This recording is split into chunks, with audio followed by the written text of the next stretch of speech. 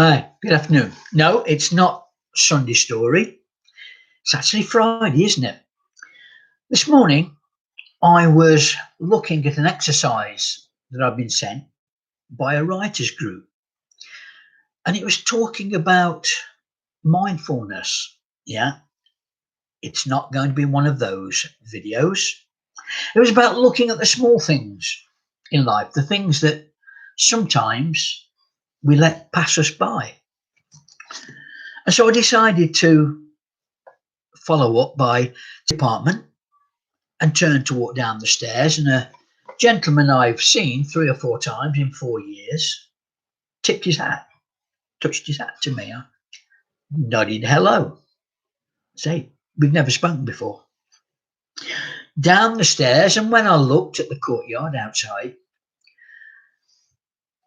normally there's a man sitting there smoking 25 to 30 cigarettes a day, every day.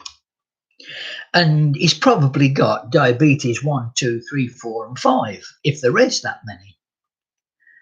And there he was, sitting on the bench by the table, smoking a cigarette. And the first feeling was sort of gratitude that he survived another day. Chatted to him as I went by, and from 6 feet and into the road, and it was empty. And it took me back to the 1950s when you could play keepy uppy or Kirby with a football or roller skate up and down the road, if you could roller skate, that is, without fear of being mown down by cars. You see, on the walk, maybe 1 or 2 cars passed me. And when I got into the town, you could have made that 2 or 3 cars. But as I walked along a back entrance, which leads to a shortcut, the only thing I could hear was the birds singing. So, virus or no virus, you can find places where, in moments of quietness, birds sing. That was good. We've been told to take exercise, and it's something I do regularly, but normally I'm so rushed and busy that the bus is the better option, but not today. So this is the strange thing, is that when I was working, I didn't have time to do things like this. And now I have the time to do them. It's bringing a whole new perspective to the day.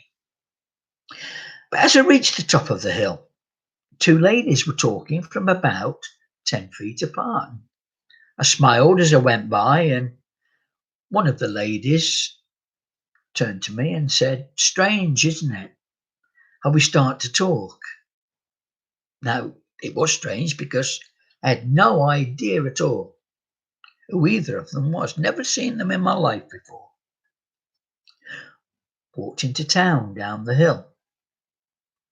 And again, it was this situation where you see someone coming towards you on the same side of the road, and you move 5 or 6 feet away from them. Now, in normal times, that might bring either a look of derision or maybe even an argument. But nowadays, people wave and say thank you. Strange. In town, every bank had one of the staff outside lining people up with the obligatory sign and talking to each other and waiting and queuing and not being stressed. And the ladies doing the guard duty, the door duty, were smiling and pretty happy. I went into my bank and stood the 6 feet away from the teller and got my problem answered. And out I walked back into the street. And it was noticeable that on a normal day, there would be people sleeping in doorways, and 1 or 2 normally men with sleeping bags around their shoulders, walking up and down the street asking for cigarettes or money. Didn't see one. Apples, pears, oranges, and such like. So I went in and put 2 of each into a bag and went to pay the money. I got my card out and the lady said, "I'm sorry, I don't take cards." She said, "That comes to £2.50. Pay next time you come past." Now, first time I've ever been in the shop, and I will pay next time I go past. Is that good business? Is it bad business? She certainly caught my attention. And as I say, she will get more than £2.20 next time I go in. Finally, back towards home. And I walk down that lane, that back entry again, and the birds are still singing. The sky is a little bit blue with some clouds and a gentle breeze. And this is how it was back in the 1950s.